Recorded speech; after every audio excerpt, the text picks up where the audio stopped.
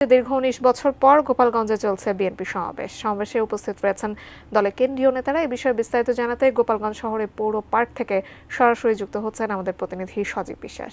সজীব, দীর্ঘ ১৯ বছর পরে এই সমাবেশ অনুষ্ঠিত হচ্ছে এবং সেখানে নেতারা পৌঁছেছেন, কি অবস্থা সব মিলিয়ে সেখানে আপনার মাধ্যমে জানতে চাই।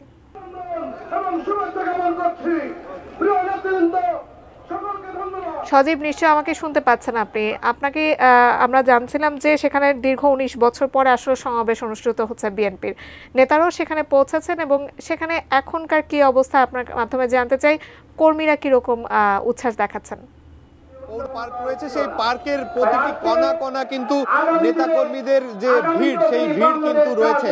আপনি দেখতে পাচ্ছেন যে আমার পেছনে ঠিক আসলে এই যে মাঠ, পৌর মাঠ রয়েছে, সেই পৌর মাঠটি কিন্তু কানায় কানায় পরিপূর্ণিত হয়েছে এবং বিভিন্ন জেলা উপজেলা থেকে পার্শ্ববর্তী কয়েকটি জেলা থেকেও কিন্তু এই সমাবেশে অংশগ্রহণ করার জন্য নেতাকর্মীরা এসেছেন এবং প্রধান বক্তা হিসেবে রয়েছেন কিন্তু শামা ওবায়েদ এবং প্রধান অতিথি হিসেবে রয়েছেন কিন্তু কেন্দ্রীয় বিএনপির সহসভাপতি doctor Asaduzzaman Ripon.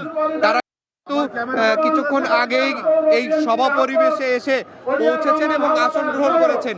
একনল hand wash 100% paraben free, তাই নিরাপদ হাতের জন্য আস্থা রাখুন একনলে।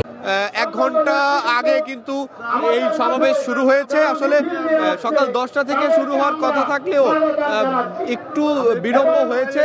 10:30টা থেকে শুরু হয়েছে এই সমাবেশ এবং এখন পর্যন্ত চলছে কিন্তু সেই সমাবেশ।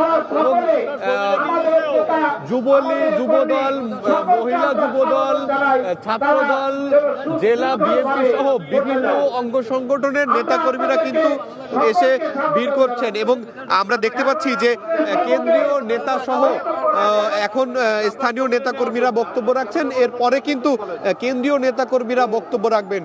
পরবর্তীতে আসলে এটি নিউজের দর্শকদের আপনার মাধ্যমে আমি জানিয়ে দিব সমাবেশের পরিস্থিতি। তো এই ছিল আমার কাছ থেকে সমাবেশের সর্বশেষ।